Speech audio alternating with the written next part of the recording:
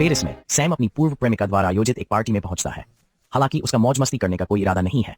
उसका एकमात्र लक्ष्य अपने पुराने कैसेट टेप वापस पाना है। जब सैम अपनी चीजें वापस मांगता है तो उसकी पूर्व प्रेमिका जवाब देती है कि वह मेहमानों के साथ व्यस्त है और उसे इंतजार करने के लिए कहती है। सैम को भीड़ के बीच असहज महसूस करते हुए अकेले बैठने के लिए मजबूर होना पड़ता है। जब वह इंतजार करते करते थक जाता है तो वह अपनी पूर्व प्रेमिका के पास फिर से जाता है और पूछता है कि उसके टेप कहाँ हैं। वह कार्यालय की ओर इशारा करती है और उसे तब तक वहीं रहने के लिए कहती है जब तक वे निजी तौर पर बात नहीं कर लेते।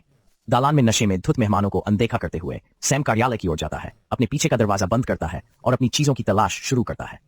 आखिरकार टेप मिलने के बाद उसे अचानक पता चलता है कि उसकी नाक से खून बह रहा है। वह कुछ टिश्यू लेता है और थोड़ा आराम करने का फैसला करता है। आखिरकार सैम सो जाता है जब दरवाजे के पीछे से चीखें गूंजने लगती हैं। बाद में वह उन्हें नहीं सुन पाता। अगली सुबह सैम जागता है, अपना सामान इकट्ठा करता है और अपार्टमेंट छोड़ने की तैयारी करता है। लेकिन जैसे ही वह दरवाजा खोलता है वह डर से चौंक जाता है। अपार्टमेंट में हर जगह खून और अराजकता है। एक यादृच्छिक वस्तु को पकड़कर जो एक हथियार के रूप में काम कर सकती है, सैम सावधानी से दालान में कदम रखता है और पाता है कि उसकी पूर्व प्रेमिका सहित सभी पार्टी के मेहमान लाश में बदल गए हैं। जब वे उस पर हमला करने की कोशिश करते हैं तो सैम दरवाजा बंद करने में कामयाब हो जाता है। खिड़की से बाहर देखने पर उसे पता चलता है कि हर जगह यही स्थिति है। ज्यादातर लोग जॉम्बी में बदल चुके हैं और जो नहीं बदले हैं वे खतरे में हैं, खून के प्यासे मरे हुए लोगों द्वारा पीछा किए जाने के कारण। पेरिस की सड़कों पर सैम ने एक परिवार को अपनी कार में भागने की बेताबी से कोशिश करते हुए देखा। हालांकि जोरदार हॉर्न की आवाज जॉम्बी का ध्यान आकर्षित करती है और वे जल्दी से वाहन को घेर लेते हैं और उसके यात्रियों को बेरहमी से मार डालते हैं। सैम मेहमानों द्वारा छोड़े गए जैकेट और बैग की तलाशी लेना शुरू करता है। उनके सामान में उसे मोबाइल फोन मिलते हैं और पीड़ितों द्वारा अपने प्रियजनों को भेजी गई मदद के लिए कई पुकारें सुनता है। गलियारे में अब संदिग्ध आवाजें सुनाई नहीं देती। सैम अपार्टमेंट छोड़ने का फैसला करता है और इमारत की छत पर जाता है, इस उम्मीद में कि कोई जीवित बचा हो या मदद के संकेत हो। लेकिन उसकी उम्मीदें धराशायी हो जाती हैं। वह पूरी तरह से वीरान होने के एक उदास दृश्य का सामना करता है। छत पर एक भी जीवित व्यक्ति नहीं है और कोई मदद भी नजर नहीं आती। अकेले रह जाने पर सैम अपने जीवन के लिए लड़ने का फैसला करता है। वह अपार्टमेंट में वापस आता है और दूषित खून को हटाने की कोशिश में सफाई करना शुरू कर देता है। अचानक उसका ध्यान नीचे के अपार्टमेंट से आती एक अजीब सी नाक की ओर जाता है। सैम ये जांचने का फैसला करता है कि आखिर हुआ क्या था और फिर कोई गोली चलाता है जिससे फर्श पर एक छेद हो जाता। सैम ने उसमें झांका और एक पड़ोसी का शव पाया जिसने आत्महत्या कर ली थी। जल्द ही जिज्ञासा ने उस पर काबू पा लिया और सैम ने दीवार से एक धातु की छड़ पकड़ ली। इसका उपयोग करके छेद को तब तक चौड़ा किया जब तक कि वह उसके लिए इतना बड़ा न हो जाए कि वह उसमें से निकल सके। पड़ोसी के अपार्टमेंट के अंदर जाने पर सैम को एक और शव मिला। उसने बूढ़े व्यक्ति को कंबल से ढक दिया और दूसरे पीड़ित की जांच की। इस प्रक्रिया में उसे पता चला कि पहली अजीब आवाज उसने तब सुनी थी जब पड़ोसी ने अपनी पत्नी को गोली मार दी थी। संक्रमित हो गई थी और उसने अपनी प्रेमिका को मारने के बाद खुद की जान लेने का फैसला किया। भूख लगने पर सैम भोजन की तलाश में रसोई की ओर जाता है। वह सभी दराजों और अलमारियों की अच्छी तरह से तलाशी लेता है, आपूर्ति इकट्ठा करता है। अपार्टमेंट के मालिक का एक हथियार ढूंढते हुए वह उसे सभी गोला बारूद के साथ ले जाता है, यह सुनिश्चित करते हुए कि दालान में कोई लाश न हो। सैम सावधानी से अपार्टमेंट से बाहर निकलता है और सीढ़ियों से नीचे उतरना शुरू कर देता है। रास्ते में वह अपने पीछे के हर दरवाजे को सावधानी से बंद करता है ताकि उसका रास्ता सुरक्षित हो सके। जब सैम सामने के प्रवेश द्वार पर पहुंचता है तो वह बाहर जॉम्बी की भीड़ को देखता है। बिना समय बर्बाद किए वह दरवाजा बंद कर देता है। यह सुनिश्चित करने के बाद कि इमारत अब सुरक्षित है, सैम केयरटेकर के कमरे में जाता है और सभी अपार्टमेंट की चाबियां ढूंढता है। खिड़की से अंदर घुसने की कोशिश कर रहे जॉम्बी को नजरअंदाज करता है। कमरे के अंदर सैम को टूना का एक डिब्बा मिलता है जो तुरंत गर्म हो जाता है। वह सभी आपूर्ति और वस्तुओं को भी इकट्ठा करता है जो उपयोगी हो सकती हैं, जिसमें काम आने वाले उपकरण भी शामिल हैं। इसके बाद सैम अपार्टमेंट नंबरों के अनुसार चाबियों को छांटता है ताकि उनका इस्तेमाल हर एक की जांच करने के लिए किया जा सके। पहले अपार्टमेंट में वह एक संक्रमित व्यक्ति से मिलता है जो तुरंत उस पर हमला करता है। सैम हम कुछ समय के लिए मरे हुए व्यक्ति से संघर्ष करता है लेकिन उसे दूर धकेलने और भागने में सफल हो जाता है। खतरनाक अपार्टमेंट में वापस जाने से बचने के लिए सैम दरवाजे पर खड़ा हो जाता है और आगे बढ़ने का फैसला करता है। जैसे जैसे वह अन्य अपार्टमेंट की खोज जारी रखता है, सैम को सौभाग्य से पता चलता है कि वे खाली हैं। वह सावधानी से वह सारा खाना इकट्ठा करता है जो उसे मिल सकता है, जिसमें डिब्बाबंद सामान और सूखे उत्पाद शामिल हैं। हालांकि उसकी खोज केवल भोजन तक ही सीमित नहीं है। सैम को एक पेंटेबॉल गन भी मिलती है जो जॉम्बी के खिलाफ काम आ सकती है। एक संगीतकार के रूप में वह एक खिलाड़ी को पाकर विशेष रूप से प्रसन्न होता है। कुछ पुराने कैसेट और यहाँ तक कि एक ड्रम सेट 20 की खोज पुरानी यादें वापस लाती है। तभी अपार्टमेंट का निरीक्षण करने के बाद सैम एक सुरक्षात्मक फेस मास्क पहनता है और अपार्टमेंट को बंद कर देता है। लेकिन तभी अचानक लिफ्ट चलने लगती है। अंदर सैम को एक जॉम्बी मिलता है जो उसके आश्चर्य के लिए आक्रामकता नहीं दिखाता है। उसे मारने के बजाय सैम ने मरे हुए को एक लोहे की बाड़ से एक पट्टा के साथ बांधने का फैसला किया ताकि वह भाग न सके। देर शाम थका हुआ और भूखा सैम अपने पुराने कैसेट सुनते हुए खाना खाने बैठता है। संगीत अतीत की कई सुखद यादें वापस लाता है जिसे वह कुछ समय के लिए अपने आसपास की अराजकता को भूल जाता है। अगले दिन सैम कुछ समय बाहर जॉम्बी को ध्यान से देखने और उनके व्यवहार का अध्ययन करने में बिताता है। उसके बाद वह अपनी आपूर्ति को व्यवस्थित करने का फैसला करता है। वह अपने द्वारा इकट्ठा किए गए सभी भोजन को ध्यान से भागों में विभाजित करता है ताकि ये लंबे समय तक चले और ट्रैकिंग के लिए सब कुछ एक नोटबुक में रिकॉर्ड करता है। समय का ध्यान रखने के लिए सैम गंदे खिड़की पर एक ग्रिड बनाता है और हर दिन को चिन्हित करने की योजना बनाता है। अपार्टमेंट का निरीक्षण करने के लिए वापस लौटते हुए सैम ने तनाव दूर करने और खुद को विचलित करने के लिए ड्रम बजाने का फैसला किया। हालांकि उसे जल्दी ही पता चल जाता है कि ध्वनि जॉम्बी को खिड़की की ओर आकर्षित करती है और उसे बेहद सतर्क रहना पड़ता है। दिन बीतते जाते हैं और सैम खुद को व्यस्त रखने के तरीके खोजने के लिए संघर्ष करता है। वह खिड़की पर दिनों को चिन्हित करना जारी रखता है, बची हुई आपूर्ति से सरल भोजन तैयार करता है और कभी कभी रात में छत पर जाकर अराजकता से घिरे उजाड़ परित्यक्त शहर की प्रशंसा करता है। अपने जीवन में कुछ विविधता लाने के लिए सैम ने पहले मिली पेंटबॉल गन का उपयोग करने का फैसला किया। वह सड़क पर लाशों पर गोली चलाना शुरू कर देता है और फिर अपनी पूर्व प्रेमिका की पुरानी तस्वीरों पर उन्हें काट देता है, ये कल्पना करते हुए कि यह अतीत के साथ उसकी लड़ाई का हिस्सा है। एक दिन सैम को नीचे के अपार्टमेंट से एक तेज अप्रिय गंध आती हुई दिखाई देती है। तो नीचे चला जाता है। नैन को यह देखकर बहुत बुरा लगता है कि पड़ोसियों के शव सड़ने लगे हैं। सैम तय करता है कि वह उन्हें ऐसी हालत में नहीं छोड़ सकता। आंटी अपनी घृणा पर काबू पाकर शवों को उठाती है और उन्हें बालकनी में ले जाती है। हालांकि वह उन्हें साधारण कचरे की तरफ फेंक नहीं सकता। इसके बजाय वह शवों को सावधानी से स्लीपिंग बैग में रखता है, उनके कुछ जरूरी सामान डालता है और कुछ पल के मौन के बाद उन्हें दिवंगत के सम्मान में अंतिम कार्य के रूप में बिस्तर पर छोड़ देता है। इसके बाद सैम अपार्टमेंट के दरवाजे को टेप से सील कर देता है ताकि गंध आगे न फैले। काम खत्म होने के बाद सैम नहाने का फैसला करता है, लेकिन अचानक पानी बहना बंद हो जाता है। बाद में बिस्तर पर लेटे हुए सैम को एक अजीब सी आवाज सुनाई देती है और वह डर जाता है क्योंकि जॉम्बी का एक झुंड कमरे में घुस आता है। वे उस पर हमला करते हैं और सैम दर्द से चीखता है। उसे लगता है कि वह टुकड़े टुकड़े हो रहा है। हालांकि एक पल में जाग जाता है और उसे पता चलता है कि यह सिर्फ एक बुरा सपना था। अगले दिनों में से एक दिन सानवी अपनी दिनचर्या में व्यायाम को शामिल करता है। खुद को फिट रखने के लिए वह अपने हेडफोन के जरिए संगीत सुनते हुए इमारत की मंजिलों पर ऊपर नीचे दौड़ना शुरू कर देता है। अपनी एक दौड़ के दौरान वह लिफ्ट के पास रुकता है और बाद से बंदे जॉम्बी से हाथ मिलाने की हिम्मत करता है। सैम उसे एक नाम देने का फैसला करता है, अल्फ्रेड, कल्पना करते हुए कि वह उसका नया पड़ोसी है। जल्द ही लंबे समय से प्रतीक्षित बारिश शुरू हो जाती है।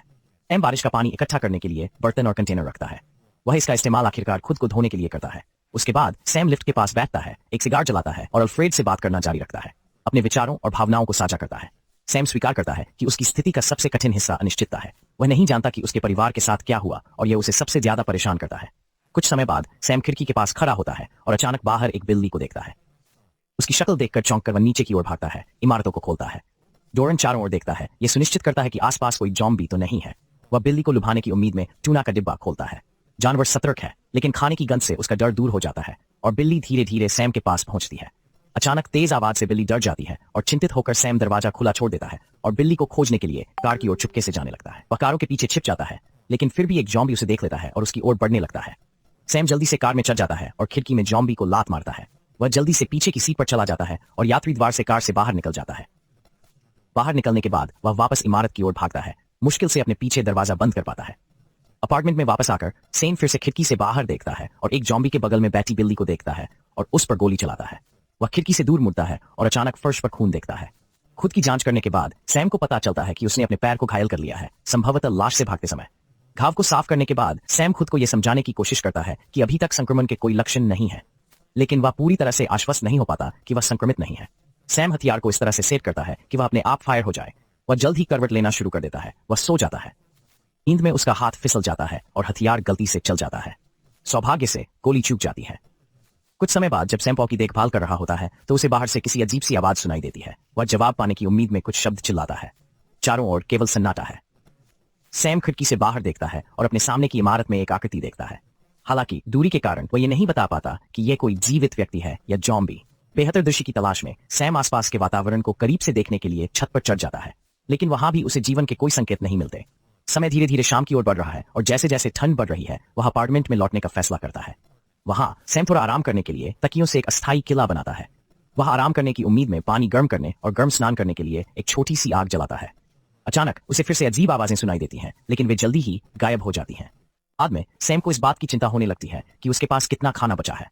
वह एक बैग पैक करता है और आपूर्ति की तलाश में बाहर निकल जाता है। हालांकि यह सिर्फ उसकी कल्पना ही साबित होती है, क्योंकि वह वास्तव में कभी बाहर नहीं निकल पाता। बेहद अकेलापन महसूस करते हुए सैम दर्द को कम करने के लिए शराब पीना शुरू कर देता है। एक दिन हताशा के दौर में वह अल्फ्रेड पर चिल्लाना शुरू कर देता है। उसे बताता है कि जॉम्बी कई दिनों से दिखाई नहीं दिए हैं और वे दोनों बिल्कुल अकेले लग रहे हैं। अपने अकेलेपन को दूर करने की कोशिश करते हुए सैम खेलना शुरू कर देता है। ड्रम फिर से बजते हैं, लेकिन तेज आवाज जॉम्बी का ध्यान आकर्षित करती है। वे जल्दी से उसके अपार्टमेंट के दरवाजे पर इकट्ठा होते हैं। राजा को तोड़ने और चिल्लाते हुए सैम तक पहुंचने की पूरी कोशिश करते हैं। अपने किए का एहसास होने पर सैम ने अल्फ्रेड से अपनी कही हर बात के लिए माफी मांगी। हालांकि गुस्से में अल्फ्रेड अपनी पीड़ा का मुंह गवाह बना हुआ है। कुछ समय बाद अपने पास बचा हुआ थोड़ा सा खाना इकट्ठा करते हुए सैम फिर से पुराने कैसेट बजाता है। अतीत में उसके परिवार के उपकरणों ने उसे इतना जोर से मारा कि वह नियंत्रण खो बैठा, और मैं गुस्से में मेज से सब कुछ साफ कर देता हूं। देर रात सैम को एक और नाक ने जगाया।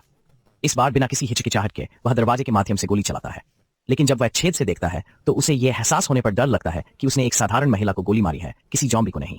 सदमे में जमी हुई वह उसे अपनी बाहों में उठाता है और बिस्तर पर ले जाता है, जहां वह तुरंत उसके घावों का इलाज करता है और गोली निकालता है। उसे विनती करता है कि वह उसके साथ रहे। फिर दरवाजे के पास एक महिला का बैग दिखाई देता है। उसे खोलने पर उसे अंदर एक रस्सी और एक हुक मिलता है। अगली सुबह दुख से अभिभूत सैम को अप्रत्याशित रूप से कोई खबर नहीं मिलती है। जैन को पता चलता है कि जिस महिला को उसने गलती से गोली मारी थी वह खुशी से बच गई है। वह उसका कबूतर का सूट तैयार करता है और उसके बारे में और अधिक जानना शुरू करता है। उसका नाम सारा है और वह लंबे समय से जीवित रहने के लिए अनुकूलित है। वह जॉम्बी से बचते हुए इमारत से इमारत तक छलांग लगाने के लिए अपने हक का उपयोग करती है।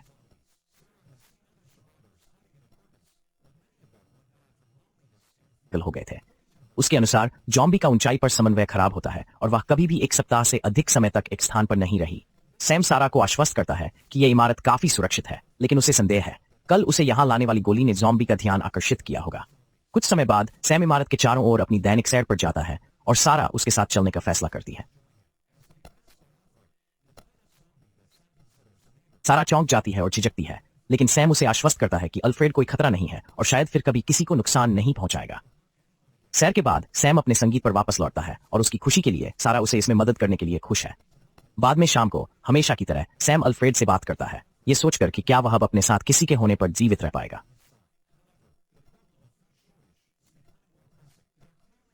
नहीं है, और सैम को कठोर उपायों पर विचार करने के लिए मजबूर होना पड़ता है। आखिरकार वह उस दरवाजे पर लौटने का फैसला करता है जिस पर उसने पहले क्रॉस का निशान लगाया था। अंदर वह जॉम्बी का एक समूह देखता है जिसे वह तुरंत गोली मार देता है। मरे हुए लोगों के कमरे को साफ करने के बाद सैम आखिरकार वह सारी आपूर्ति इकट्ठा करने में सक्षम हो जाता है जो उसे थोड़ी देर तक टिक सकती है। मिनट में वापस आकर उसे बेचैनी से पता चलता है कि सारा वहां नहीं है। इधर उधर देखने पर सैम उसे छत पर पाता है। सारा इस बात पर विचार कर रही है कि कैसे जल्दी से जल्दी वहां से निकल जाए। वह उसे बताती है कि वह सड़क पार करके सामने वाली इमारत में कूदने का अभ्यास करना चाहती है ताकि वह संभावित भागने के लिए तैयार हो सके। इसलिए सैम विरोध करना शुरू कर देता है, ये समझाते हुए कि यह बहुत खतरनाक है और वे मर सकते हैं। आजा तोड़ देंगे और वे आसान शिकार बन जाएंगे। गुस्से में सारा अपार्टमेंट में घुस जाती है और एस्टन सैम उसका पीछा करता है, लेकिन उसकी खामोशी उसे परेशान करने लगती है और धीरे धीरे उसका दिमाग भयानक सच्चाई को समझने लगता है। जब वह उसके घावों का इलाज करने की कोशिश कर रहा था तब सारा कभी नहीं जागी। इस पूरे समय उसकी उपस्थिति एक भ्रम के अलावा कुछ नहीं थी। भी बिस्तर पर पड़ा है, वह रो रही है। वह उसके पास जाता है और उसका ठंडा हाथ पकड़ता है। सैम शव को एक चादर से ढक देता है और मोमबत्तियां जलाकर विदाई की रस्म अदा करता है। फिर वह उसे वापस अंदर देखने का फैसला करता है। उसे एक डिजिटल कैमरा मिलता है। जैसे ही वह तस्वीरों को स्क्रॉल करता है उसे सबसे पहले सारा की अपने परिवार के साथ तस्वीरें दिखाई देती हैं जो उसके अतीत के सुखद पल है। लेकिन फिर उसे छत पर ली गई अपनी एक तस्वीर मिलती है। इससे पुष्टि होती है कि सारा दूसरी इमारत में थी और दूर से उसे देख रही थी। इस तथ्य को स्वीकार करते हुए कि वह अपना दिमाग खो रहा है, सैम ने फैसला किया कि इमारत छोड़ने का समय आ गया है। अंतिम संकेत के रूप में वह अपने पुराने कैसेटों में आग लगा देता है। फिर वह सारा का बैग पकड़ता है और भागने के लिए तैयार होकर छत पर चढ़ जाता है, अपने हुक का उपयोग करते हुए। लेकिन अल्फ्रेड को याद करते हुए सैम उसे मुक्त करने का फैसला करता है। सैम को आश्चर्य होता है कि अल्फ्रेड हमला नहीं करता बल्कि आज्ञाकारी ढंग से उसका पीछा करता है। सैम उसे एक अपार्टमेंट में ले जाता है। इस बीच जलती हुई कैसेटें फायर अलार्म को ट्रिगर करती हैं और जॉम्बी आखिरकार सामने के दरवाजे को तोड़ना शुरू कर देते हैं। मरे हुए लोगों का एक झुंड सैम का पीछा करता है। वह जितने जॉम्बी को मार सकता है मारता है, लेकिन उनकी संख्या उसे पीछे हटने पर मजबूर कर देती है। सैम लड़ाई बंद करके भागने का फैसला करता है। वह नाव से एलिवेटर की ओर दौड़ता है, अंदर भागता है और गेट बंद कर देता है। सैम अपने पीछे दौड़ रहे खतरनाक जॉम्बी हाथों को अनदेखा करते हुए लिफ्ट शाफ्ट पर चढ़ना शुरू कर देता है। एक मंजिल पर पहुंचकर वह एक खाली अपार्टमेंट में भाग जाता है, लेकिन जॉम्बी उसका पीछा करते रहते हैं। हताशा में वह पर्दों को पकड़ लेता है और उनका इस्तेमाल मरे हुए लोगों का ध्यान भटकाने के लिए करता है। सैम गलती से फर्श पर पड़ी कुछ चीजों को गिरा देता है, जिससे जॉम्बी का ध्यान उसकी ओर चला जाता है। वह कुछ जॉम्बी को मारता है और पास के सोफे को पकड़कर उनके ऊपर रख देता है। इसके बाद सैम सोफे पर चढ़ जाता है और दीवार में एक छेद का उपयोग करके अपने अपार्टमेंट में वापस चला जाता है। यह पहले से ही धुएं से भरा हुआ है और लाशें हर जगह है, लेकिन घना धुआं उसे किसी का ध्यान आकर्षित किए बिना आगे बढ़ने में मदद करता है। सैम आखिरकार छत पर पहुंच जाता है। सारा के हुक का उपयोग करके वह रस्सी को सड़क के उस पार इमारत पर फेंक देता है। लाशें पहले से ही उसके ठीक पीछे हैं, इसलिए बिना किसी हिचकिचाहट के सैम कूद जाता है। छलांग लगाते समय वह इमारत की एक तरफ से टकरा जाता है। कुछ सेकंड बाद सैम को हुआ जाता है और वह राहत महसूस करता है कि वह भागने में सफल रहा। खिड़की के पास एक ज़ॉम्बी खड़ा है, इसलिए सैम छत पर चढ़ जाता है और शहर को देखता है।